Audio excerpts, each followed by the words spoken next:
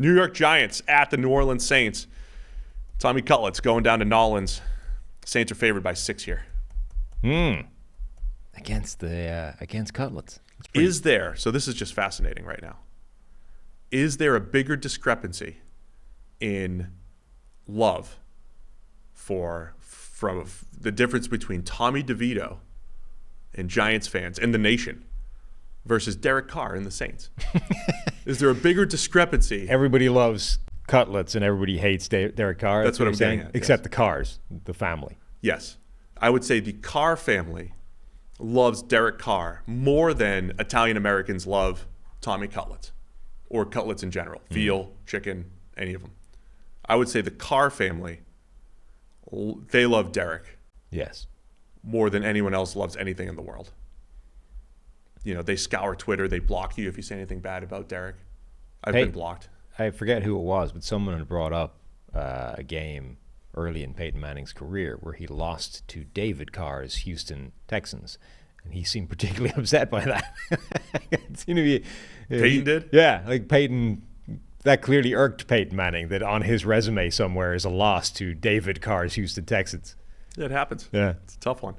It just came to me. You've got the cultural phenomenon that is Tommy DeVito going up against Derek Carr, who has gotten to a fight with his skill position players, his center. Yeah. He's almost been booed off the field the last 2 weeks.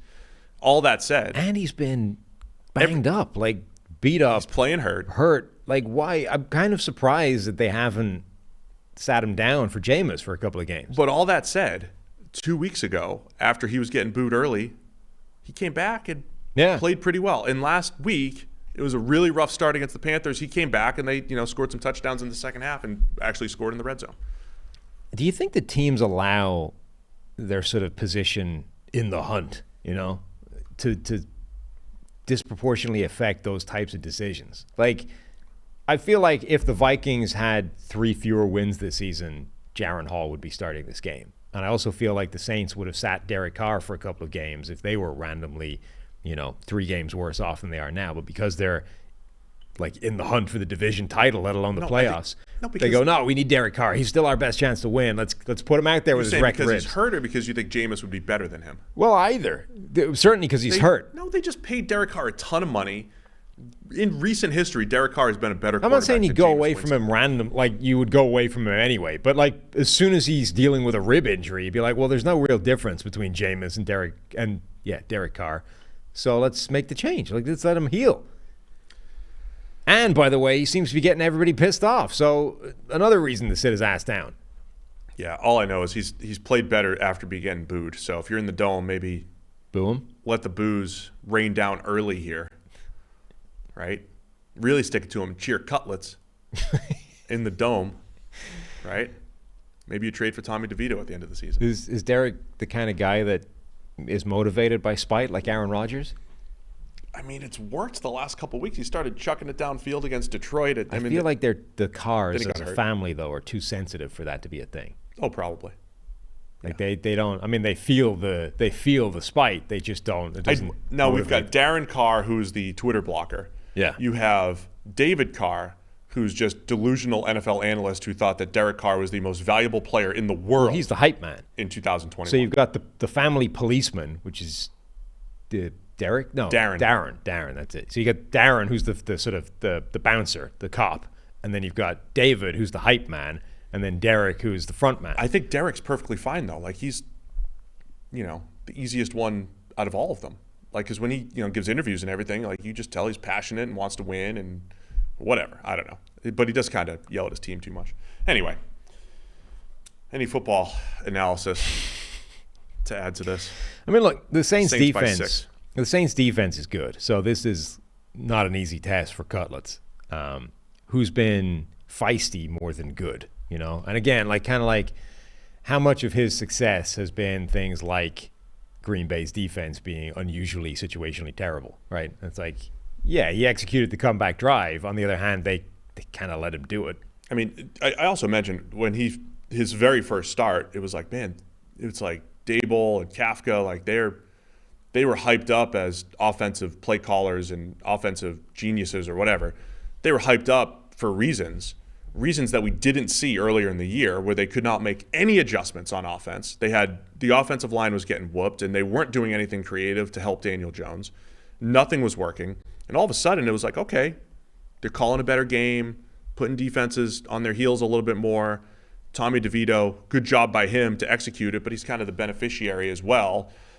They've also leaned into his running ability. He had, 70, 80 yards the other night, both on design plus scrambles. So they're tapping into that skill set just a little bit as well. And then the general hysteria around it, which has been fun. Yeah. Led to some fodder.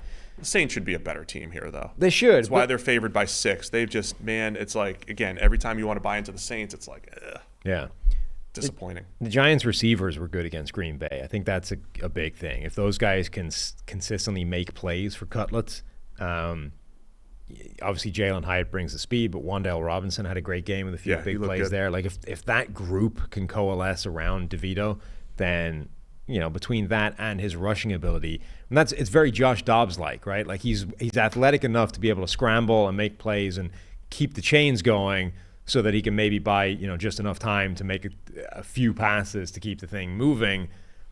That rushing ability is important for him. Like he is sneaky athletic. The one other thing I'll add here, as far as like predicting Tommy DeVito's future, like we don't know what that's going to look like.